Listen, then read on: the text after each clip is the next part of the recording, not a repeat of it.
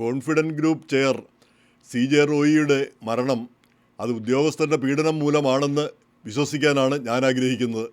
തീർച്ചയായിട്ടും അതുതന്നെയായിരിക്കും ശരി. നമ്മുടെ ഇന്ത്യയിൽ നല്ല ലോകത്ത് പിന്നെ പല ഭാഗത്തും കാണുന്ന ഒരു കാര്യമാണ് പിന്നെ ഏതെങ്കിലും രീതിയിൽ വിജയം നേടിയിട്ടുള്ള ആളുകളെ അവരെ എങ്ങനെയെങ്കിലും പിന്തുടർന്ന് ചെന്ന് അവരുടെ എന്തെങ്കിലും ഒരു തെറ്റോ കുറ്റോ കണ്ടുപിടിച്ചിട്ട് അവരെ ഉപദ്രവിക്കുക, അവരെ ഏതെങ്കിലും രീതിയിൽ പീഡിപ്പിക്കുക, അവരെ മാനഭംഗപ്പെടുത്തുക, അവർക്ക് മാനക്കേടുണ്ടാക്കുക, അവരെ തകർക്കുക. ഇതൊരു പൊതു ലക്ഷ്യം പോലെയാണ് നമ്മൾ കാണുന്നത്. കാരണം ഈ പീഡിപ്പിക്കാൻ ചെല്ലുന്ന ഉദ്യോഗസ്ഥരാരാണ്?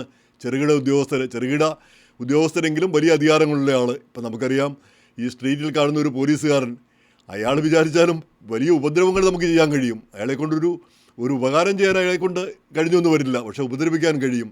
ഈ കേസുകളെടുക്കാം. ഇപ്പോൾ അമേരിക്കയിലാണെങ്കിൽ ഈ ഒരു സാധാ പോലീസുകാരൻ്റെ കയ്യിൽ തോക്കുണ്ട്, അയാൾക്ക് വെടിവെക്കാൻ വരെ അധികാരമുള്ള ആളാണ്. ഒരാളെ കൊന്നു കഴിഞ്ഞാൽ ചോദ്യവും പറച്ചിൽ ഇത്രയൊക്കെ ഉണ്ടാകാൻ പോകുന്നുള്ളൂ എന്ന് നമുക്കറിയാം. അതാണ് പിന്നെ വസ്തുത.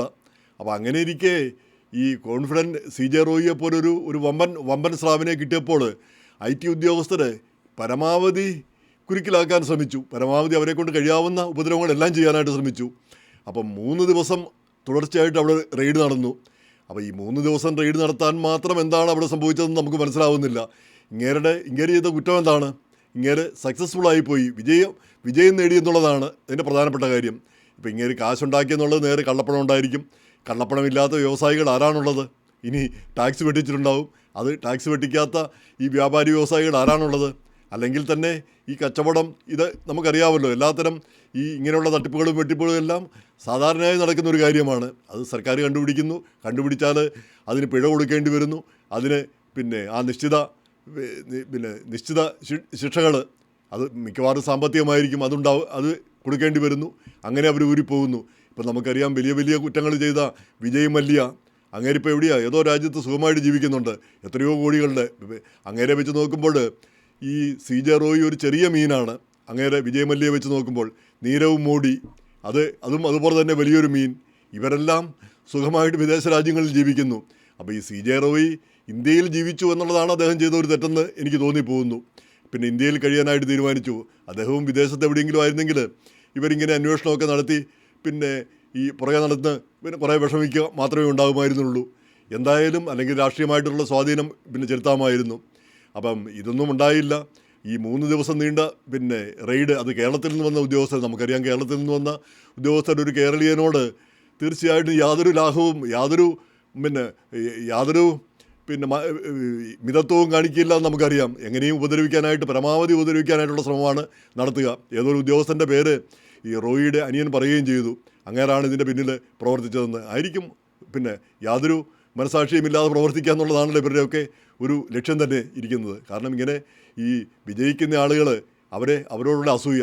എന്നാൽ ഈ പറയുന്ന ആളുകൾക്ക് സ്വന്തമായിട്ടൊരു ബിസിനസ് നടത്താനോ സ്വന്തമായിട്ടൊരു വിജയം നേടാനോ കഴിയുന്ന ആളുകളല്ല താനും. നമുക്കറിയാം, ഇപ്പോൾ അമേരിക്കയിൽ തന്നെ ലീന ഖാൻ എന്ന് പറഞ്ഞ ഫെഡറൽ ട്രേഡ് കമ്മീഷൻ്റെ വലിയ അധികാരമുള്ള ഒരു സ്ഥാപനമാണ്. അതിൻ്റെ മേധാവിയായിരുന്നു പാകിസ്ഥാനി വംശജ. 33 വയസ്സിൽ അവരതിൻ്റെ മേധാവിയായി. ആ മേധാവി സ്ഥാനത്തിരുന്നുകൊണ്ട് ഗൂഗിളിനെയും മൈക്രോസോഫ്റ്റിനെയും മറിച്ചവരെയെല്ലാം വരച്ച വരയിൽ നിർത്താനാണ് ശ്രമിച്ചത്. അപ്പോൾ ആ ചെറിയ ഈ സ്വന്തമായിട്ട് ഇതൊന്നും ഉണ്ടാക്കാനായിട്ടുള്ള കഴിവില്ല. പക്ഷേ ഈ അധികാര സ്ഥാനത്തിലിരുന്ന് ഇവയെല്ലാം ഈ വെട്ടിലാക്കാനായിട്ടുള്ള പ്രവർത്തനങ്ങൾ നടത്താനായിട്ട് കഴിയുന്നു. അപ്പോൾ നമുക്കറിയാം, ഈ ഇങ്ങനെയുള്ള സ്ഥാപനങ്ങൾ ഈ നിയമത്തിനനുസൃതമായിട്ട് വേണം പ്രവർത്തിക്കാൻ. നിയമരഹിതമായിട്ട് പ്രവർത്തിക്കാൻ പാടില്ല എന്നുള്ള കാര്യത്തിൽ നമുക്കൊരു സന്ദേഹവുമില്ല. പക്ഷേ ആ നിയമരാഹിത്യം കണ്ടെത്തിയാൽ ആ ഒരു കാര്യത്തിന് അതിന് നടപടിയെടുക്കുക എന്നല്ലാതെ അവരെ പാടെ തകർക്കുക എന്നുള്ളൊരു ചിന്താഗതി അത് ഉദ്യോഗസ്ഥ തലത്തിലുണ്ട്. ഇപ്പോൾ രാജൻ പിള്ളയുടെ കാര്യം ഇന്നിപ്പം ഞാൻ ഏഷ്യാനെറ്റ് ന്യൂസ് കണ്ടപ്പോഴാണ് അത് ഓർക്കുക തന്നെ ചെയ്തത്. 30 വർഷം മുമ്പ് രാജൻ പിള്ള തീഹാർ ജയിലിൽ കൊല്ലപ്പെടുകയല്ല, മരിക്കുകയായിരുന്നു. ആ തറയിൽ കിടന്ന് മരിച്ചു. അപ്പോൾ അദ്ദേഹം ചെയ്ത കുറ്റം എന്താണ്? ചെറിയൊരു മൂലധനം കൊണ്ട് സിംഗപ്പൂരിൽ പോയി വലിയൊരാളായി മാറി. പിന്നെ ബ്രിട്ടാനിയ പോലുള്ള ബിസ്ക്കറ്റ് കമ്പനി സ്വന്തമാക്കി. അപ്പോൾ ബിസ്ക്കറ്റ് രാജാവ് എന്ന് പറഞ്ഞ മനോരമയിൽ അദ്ദേഹത്തെ പറ്റി എൻ്റെ മുൻ സഹപ്രവർത്തകൻ ബാലചന്ദർ എഴുതിയ ഒരു ലേഖനം തന്നെ ഞാൻ ഓർക്കുകയുണ്ടായി. ആർട്ടിക്കിൾ സൺഡേ സപ്ലിമെൻറ്റിൽ ഒരു ആർട്ടിക്കിൾ വന്നത് തന്നെ ഓർക്കുകയുണ്ടായി. ബിസ്ക്കറ്റ് രാജാവ് എന്ന് പറഞ്ഞ് രാജൻ മുതൽ രാജാവ് വരെ എന്നായിരുന്നു അതിൻ്റെ തലക്കെട്ട് തന്നെ. അപ്പോൾ അത്രയ്ക്ക് വലിയ ഉയർന്ന പദവിയിലെത്തിയ ആളാണ്. അപ്പോൾ അദ്ദേഹത്തിനെതിരെ സിംഗപ്പൂരിലോ മറ്റെന്തോ കേസുകളൊക്കെ വന്നു. അപ്പോൾ അദ്ദേഹം ഇന്ത്യയിലേക്ക് പോകുന്നു. കേസുകൾ വന്നപ്പോൾ സാമാന്യ നിലയിൽ നമ്മുടെ നാട്ടിലേക്കാണ് നമ്മൾ രക്ഷ തേടി വരിക. ഇവിടെ CBI അങ്ങേർക്കെതിരെ കേസെടുത്തു. അപ്പോൾ ഇവരാവശ്യപ്പെട്ടിട്ടാണോ എന്നറിഞ്ഞുകൂടാ, അവർ തന്നെ എടുത്തു എന്നാണ് പറയുന്നത്. CBI തന്നെ നേരിട്ട് അങ്ങ് എടുക്കുകയാണ് ചെയ്തത്. എന്നിട്ട് കോടതിയിൽ ആ കേസെത്തി. കോടതി കയ്യോടെ ഇങ്ങനെ ജയിലിലേക്ക് വിടുകയാണ് ചെയ്യുന്നത്. ഈ കേസ് ഇന്ത്യയിൽ ഇങ്ങനെ ഒരു കുറ്റകൃത്യവും ചെയ്തിട്ടില്ല, ഇന്ത്യയിൽ ഒരു പ്രശ്നവുമില്ല. എന്നാലും വേറെ എവിടെയോ നടക്കുന്ന ഒരു കാര്യത്തിൻ്റെ പേരിൽ ഇങ്ങനെ പിടിച്ച് കയ്യോടെ ജയിലിലേക്ക് വിടുകയാണ് ജഡ്ജി ചെയ്തത്. അപ്പോൾ എന്നിട്ട് ഇയാൾ ജയിലിൽ കിടന്ന് മരിച്ചപ്പം ആ ജഡ്ജിക്കെതിരെ വിമർശനം വന്നപ്പോൾ അദ്ദേഹം വലിയ കേമത്തിൽ പറഞ്ഞു, അതൊരു ജുഡീഷ്യൽ ഡിസിഷൻ ആയിരുന്നു, അതിനെപ്പറ്റി വിമർശിക്കാൻ പാടില്ല, അതിൽ വ്യക്തിപരമായ താല്പര്യമൊന്നുമില്ല, ഒരു ജുഡീഷ്യൽ ഡിസിഷൻ, അതായത് വേറെ എവിടെയോ നടന്ന കാര്യത്തെപ്പറ്റിയുള്ളൊരു ഒരു കേസാണ്. ആ കേസ് ഇവിടെ ഉണ്ടായ ഒരു കേസ് പോലുമല്ല, സംഭവം പോലുമല്ല. അതിൻ്റെ പേരിൽ അങ്ങേര് ജീവൻ പിടിയേണ്ട ഒരു അവസ്ഥ വന്നു. അങ്ങേര് കരൾ രോഗം ഏറ്റവും മൂർച്ഛിച്ച് നിൽക്കുന്ന സമയത്താണ് അദ്ദേഹത്തെ അറസ്റ്റ് ചെയ്യുന്നത്. അപ്പോൾ അദ്ദേഹത്തിൻ്റെ ആ രോഗമുള്ളപ്പോൾ തന്നെ അദ്ദേഹത്തിൻ്റെ മുറിയിൽ നിന്ന് എന്തോ ഷാമ്പയിൻ്റെ കുപ്പിയൊക്കെ കണ്ടെത്തിയെന്നാണ് പറയുന്നത്. ഷാമ്പയിനൊക്കെ വളരെ കുറഞ്ഞ അളവിൽ മദ്യമുള്ള പാനീയമാണ്. അത് കുഴപ്പമുള്ള അത്ര കുഴപ്പക്കാരനല്ല. പക്ഷേ എങ്ങനെയായാലും അതൊക്കെ ചൂണ്ടിക്കാട്ടിയാണ് അദ്ദേഹത്തെ കോടതി ജയിലിലേക്ക് അയച്ചത്. അപ്പോൾ ആ ജയിലിലേക്ക് വിട്ടു, അദ്ദേഹം അവിടെ വെച്ച് മരിക്കുകയും ചെയ്തു. അപ്പോൾ ജയിലിലേക്ക് വിടേണ്ട ആവശ്യം എന്തായിരുന്നു? അല്ലെ അദ്ദേഹത്തിനെതിരെ കേസെടുത്ത് അറസ്റ്റ് ചെയ്യേണ്ട കാര്യം എന്തായിരുന്നു? ഇനി കേസെടുക്കാം, നിയമാനുസൃതമായി കേസെടുക്കാം. ആ കേസ്, അതും പ്രത്യേകിച്ച് സിംഗപ്പൂരിലെ കാര്യങ്ങൾ, അതിവിടെ കൃത്യമായി അതിൻ്റെ എല്ലാ രേഖകളുമല്ലേ അവരാവശ്യപ്പെട്ട പ്രകാരമാണെങ്കിൽ നമുക്ക് മനസ്സിലാക്കാൻ പറ്റും. ഇതൊന്നുമില്ലാതെ ആൾ കളിക്കാൻ വേണ്ടി നമ്മുടെ ആളുകൾ രാജാവിനേക്കാൾ വലിയ രാജഭക്തി കാണിക്കാനായിട്ട് ഉദ്യോഗസ്ഥർ മുന്നിട്ടിറങ്ങുന്ന കാര്യങ്ങളാണ് അന്ന് തോന്നുകയുണ്ടായി. വാസം പറഞ്ഞാൽ ഇപ്പോൾ ഇക്കാര്യത്തിലും അതുപോലെയാണ് തോന്നുന്നത്. കേരളത്തിൽ നിന്നുള്ള ഉദ്യോഗസ്ഥർ ബാംഗ്ലൂരിൽ പോയി അദ്ദേഹത്തെ പീഡിപ്പിക്കുന്നു. അത് 3 ദിവസമായിട്ട് റെയ്ഡ് തുടരുന്നു എന്ന് പറഞ്ഞാൽ ഇതിപ്പം കള്ളപ്പണം ഉണ്ടാവാം, ടാക്സ് കൊടുക്കാത്ത ഉണ്ടാവാം, ഇങ്ങനെയൊക്കെയുള്ള പ്രശ്നങ്ങളുണ്ടാവാം. പക്ഷേ ഇവയ്ക്കൊക്കെ 3 ദിവസം തുടർച്ചയായിട്ട് റെയ്ഡ് നടത്താൻ മാത്രം എന്ത് കാര്യമാണ് അവിടെ നടന്നത്? അതാണ് മനസ്സിലാവാത്ത കാര്യം. അപ്പോൾ അത് തുടർച്ചയായിട്ട് ആ പീഡിപ്പിക്കുക, പരമാവധി ഉപദ്രവിക്കുക എന്നുള്ള ലക്ഷ്യം തന്നെയായിരുന്നു ഈ ഉദ്യോഗസ്ഥർക്കുണ്ടായിരുന്നതെന്ന് എന്ന് തന്നെയാണ് വിശ്വസിക്കേണ്ടത്.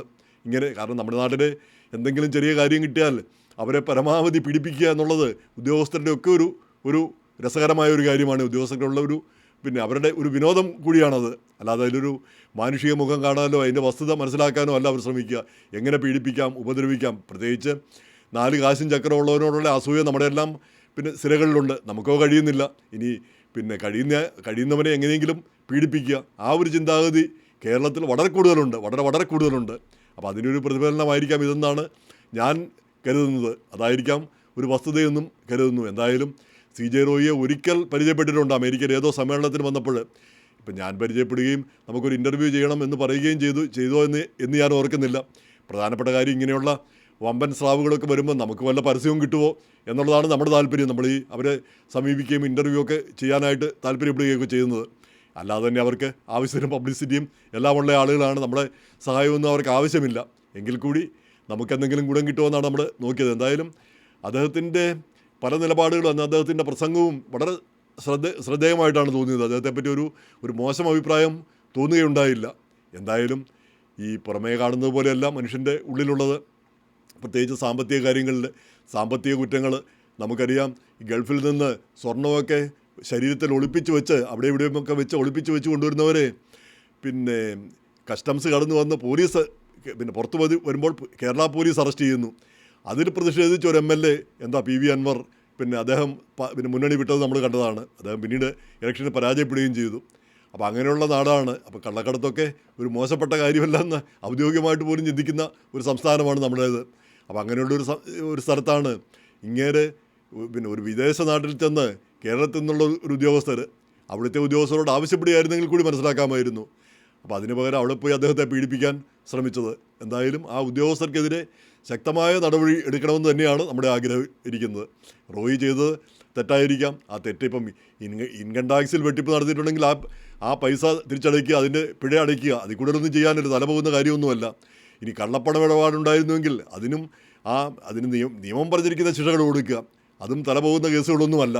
ഇതൊക്കെയാണ് സത്യമായിട്ടുള്ള കാര്യം. അപ്പോൾ അതിന് പകരം ഒരാളുടെ ആത്മഹത്യയിലേക്ക് ചെല്ലത്തക്ക രീതിയിലുള്ള പീഡനം, അത് ഒരു കാരണവശാലും ശരിയല്ല. അതിനെതിരെ ഈ രാഷ്ട്രീയമില്ലാതെ ആളുകൾ രംഗത്ത് വരണം. ഇതിപ്പം കേന്ദ്ര ഏജൻസി അന്വേഷിച്ചതുകൊണ്ട് പിന്നെ കേരളത്തിൻ്റെ പിന്നെ കോൺഗ്രസ് അംഗങ്ങളും ഇടതുപക്ഷക്കാരും ഒക്കെ അതിനെതിരെ രംഗത്ത് വരുന്നത്. ഇപ്പോൾ കേന്ദ്ര ഏജൻസി എന്നുള്ളതല്ല, ഉദ്യോഗസ്ഥർ എന്ന് മാത്രം കണക്കാക്കിയാൽ മതി. അത് കേന്ദ്രത്തിൻ്റെ ഉദ്യോഗസ്ഥരായാലും കേരളത്തിൻ്റെ ഉദ്യോഗസ്ഥരായാലും ഇങ്ങനെയൊക്കെ തന്നെയാണ് പെരുമാറുക. അതിനൊരു വ്യത്യാസവുമില്ല എന്നുള്ളതാണ് വസ്തുത. എന്തായാലും CJ റോയിക്ക് അനുശോചനം, അദ്ദേഹത്തിൻ്റെ കുടുംബത്തിന് കുടുംബത്തെയെല്ലാം അനുശോചനം അറിയിക്കുന്നു. ഈ ദുഃഖത്തിൽ നമ്മളെല്ലാം പങ്കുചേരുന്നു.